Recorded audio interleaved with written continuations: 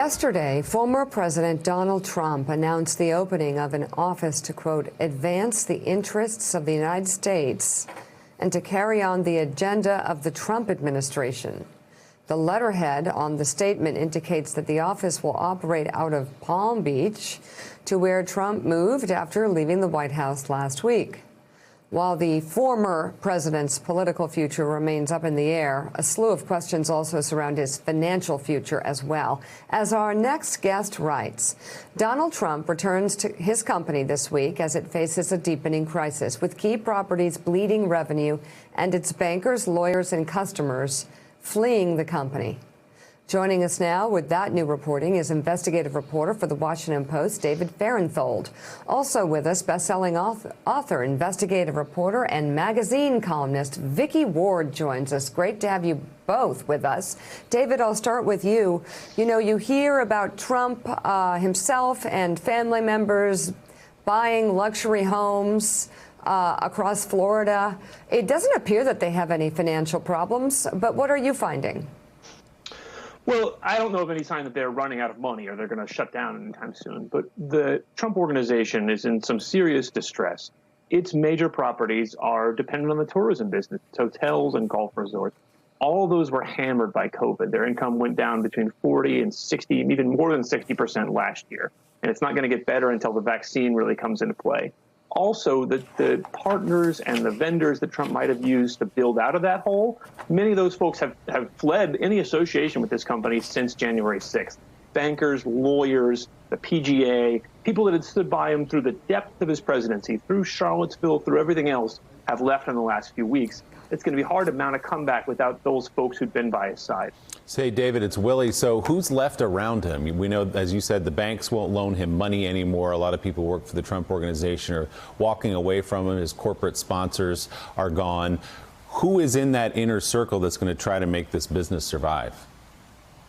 Well, he's got his children, although I don't know that Ivanka Trump and Donald Trump Jr. are going to spend that much time working on the business. They're really more political figures now. There's Eric Trump, who's been the main person running the business while his father's been in office. And there's the folks who've been around the Trump Organization. That's a long time and pretty old crew. Those folks have often been with the Trump since the 80s.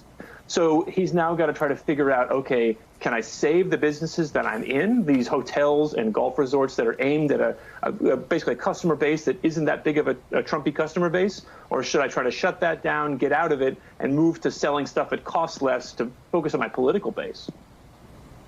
So, Vicky, you're looking at Jared Kushner, Ivanka Trump, among others. What is the future of the Trump brand for Ivanka, which was important to her? She saw herself as sort of an ambassador to the Trump brand, had her shoe line, her clothing line, and other things that she was, you know, forwarding the Trump name with. Right. So, I mean, you know, we're back to Saturday Night Live. She's guilty by association. I mean, I think that the only retailer likely to be stocking Ivanka Trump is Overstock.com. It's going to take people a long time to get over this. Corporate America, as David was just saying, has spoken louder than Congress on this. And the Trump brand, you know, you can stick a fork in it, basically. You know, they are back to Greyhound buses, slot machines, casinos.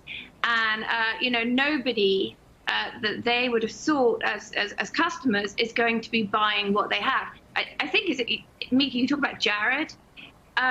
They can, if you can't get a banker, you still need a buyer. And the Kushners, thanks to Donald Trump's pardon of Charles Kushner, are now extremely liquid and very bankable. So this is something that's actually among my sources being seriously discussed, that the Kushners may end up buying the Trump assets, which are worth something, and obviously then taking his name off it and making money. Jared's sort of political future, I think, is more questionable.